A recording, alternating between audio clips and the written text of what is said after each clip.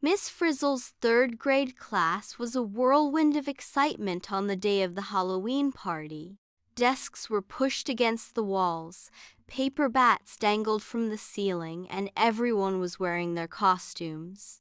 There were tiny superheroes, glittery princesses, and a very convincing slice of pizza. But the most exciting thing was the treat table. It was loaded with punch, cupcakes with orange frosting, and a big platter of cookies. These were not ordinary cookies. They were the spooky cookies, baked by the school principal, Mr. Gable, who was also a part-time wizard. The cookies were shaped like pumpkins and ghosts, and they shimmered with faint magical sprinkles. "Class, listen up!" Mr. Gable announced, his kind eyes twinkling behind his spectacles. "These cookies are very special. They are just for looking at during the party. Do not eat them until I give the signal. They need a little more time for the magic to settle. Understood?" The class nodded, but it was very hard to obey. The cookies smelled amazing, like cinnamon and sugar and a little bit of lightning. Leo, who was dressed as an astronaut, could not take his eyes off them. "So what if they are a little magical?" he whispered to his friend Sam, a robot. How spooky could they be? The party games began. They bobbed for apples and had a three-legged mummy race. But Leo kept glancing at the cookie platter. One of the ghost cookies seemed to be winking at him. His stomach rumbled. Everyone was having fun. No one was watching the cookies. "This is silly," Leo finally thought. He tiptoed to the table, quickly snatched the winky ghost cookie, and stuffed the whole thing into his mouth. It was the most delicious thing he had ever tasted. For a moment, nothing happened. Then, Leo felt a strange fizzing sensation in his toes. It traveled up his legs, through his tummy, and out to the tips of his fingers. A shimmering silver light surrounded him. Poof! Where Leo the astronaut had been standing, there was now a shimmering, slightly transparent astronaut. Leo had turned into a ghost.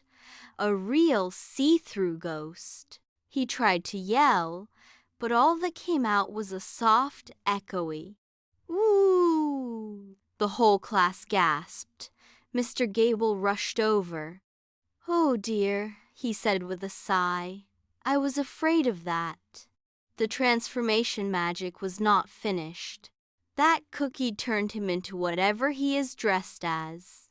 Before Mr. Gable could explain further, the sight of a real ghost was too much for Sam the robot.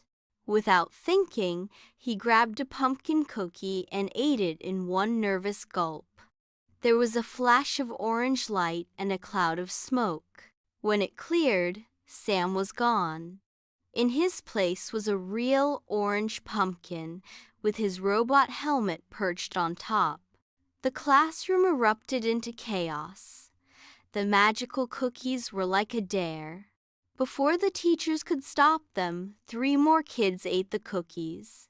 There was a flash of green, and Sarah, dressed as a dinosaur, shrank down into a tiny, squeaky plastic dinosaur toy. A flash of blue turned Chloe the ballerina into a real music box ballerina, spinning helplessly in the middle of the floor. A flash of yellow turned Timmy the superhero into a limp, cloth superhero costume lying in a heap on the carpet. The classroom was in an uproar. A ghost was floating by the window, a pumpkin was rolling under a desk, a tiny dinosaur was being chased by the class hamster, a ballerina was spinning in circles, and an empty superhero suit lay deflated on the floor.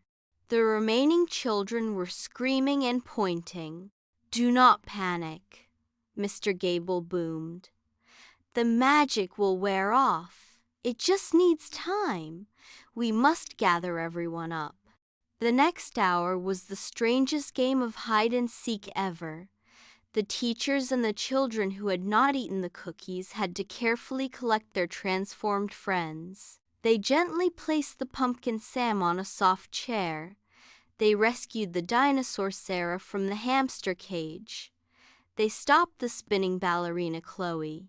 They folded up the costume Timmy. And they tried to coax the ghost Leo down from the ceiling fan. They all sat in a circle on the reading rug, the normal kids watching over their magical friends. They told stories and sang songs to pass the time. Slowly, one by one, the magic began to fade. First, the superhero costume puffed up, and Timmy was back, looking very confused. Then the ballerina stopped spinning and grew back into Chloe. The plastic dinosaur grew with a pop, and Sarah was back to her normal size, though she still felt a little squeaky. The pumpkin swelled and reshaped itself into a very dizzy Sam. Finally, with a sound like a deflating balloon, Leo the ghost became solid again. He fell from the ceiling with a soft thump, landing right in the middle of the circle. "I am so sorry," Leo said, his face bright red. "I should have listened." Mr. Gable smiled. "Well, it was a very memorable Halloween party, was it not? And I think you have all learned that some magic is best enjoyed only when it is fully cooked." The bell rang, and as the children, all back to their normal selves, filed out of the classroom, they all agreed on one thing. They would never, ever, ever eat a spooky cookie again without permission. Some lessons you only need to learn once.